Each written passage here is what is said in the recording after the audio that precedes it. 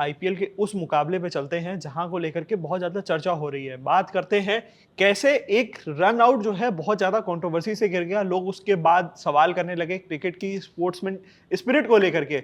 Sir, Rishabh Pant ने जो हम कह सकते हैं कि अपील की थी, फिर उसके बाद थर्ड अंपायर पे जाया गया, फिर वहाँ से आउट का डिसीजन दिया गया, तो वो कितना सही था और वो पूरा मामला क्या है? देखिए, टेक्निकली अगर देखें तो ये रन आउट तो नहीं था। ये इसको डिसमिसल को कहते हैं, ऑब्स्ट्रक्टिंग द फील्ड वाला हाँ। जो डिसमिसल है। तो इसमें काफ़ी अंपायर्स ने भी इस पे कमेंट किया है। अनिल चौधरी जो हैं, फॉरवर्ड इंडियन अंपायर हैं, उन्होंने भी इस चीज़ पे कमेंट किया है कि आप जब थर्ड अंपायर के पास ये डिसीजन जाता है, तो आप किसी भी डिसीजन को ऑब्स्ट्रक्टिंग द फील्ड नहीं कह सकते हैं।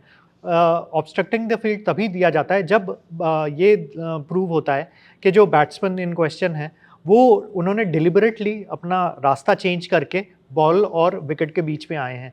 जो कि आई थिंक ये वाला जो सिनेरियो था, ये कल जो रात को जो सिचुएशन हुआ था, आई थिंक कुछ वैसा ही सिचुएशन था, क्योंकि अगर सीधे-सीधे भाग रहे होते तो आई डोंट थिंक वो बॉल और स्टंप्स के बीच में आ पाते रघुवंशी। लेकिन ये ऑब्वियसली दिख रहा था कि रघुवंशी फील्डर की तरफ भी देख रहे थे, और जब वो थ्रो आया तो ऑब्वियसली उन्होंने फील्डर की तरफ देखा और वो थ्रो के बीच में आने की कोशिश की, और ताकि वो विकेट पे ना लगे, क्योंकि वो विकेट से भी उनका डिस्टेंस काफ़ी था, और अगर वो डायरेक्ट हिट हो गया होता तो वो डेफिनेटली रन आउट हो गए होते। तो आई थिंक ये 3-4 फैक्टर्स आई थिंक अंपायर ने कंसिडर किया था, और उसके बाद ही उनको आउट दिया था। अब क्वेश्चन आती है स्पोर्ट्समैन स्पिरिट की, तो ऑब्वियसली ये डिबेटेबल है कि ऋषभ पंत को ये चीज़ उठाना चाहिए था कि नहीं चाहिए था। रूल्स की अगर बात करें तो रूल्स में तो वो कंप्लीटली ओके थे।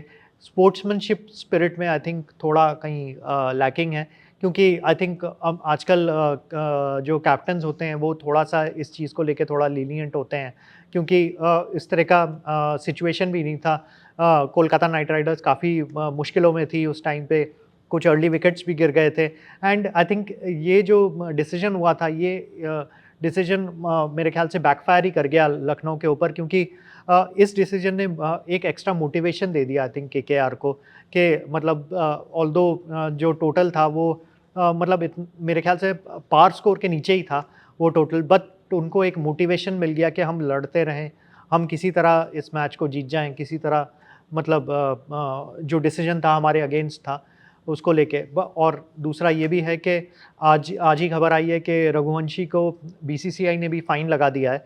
उनको 20% ऑफ द मैच फ़ीस उनको एज़ फ़ाइन देना पड़ेगा। एक डीमेरिट पॉइंट भी लग गया है उनके ऊपर।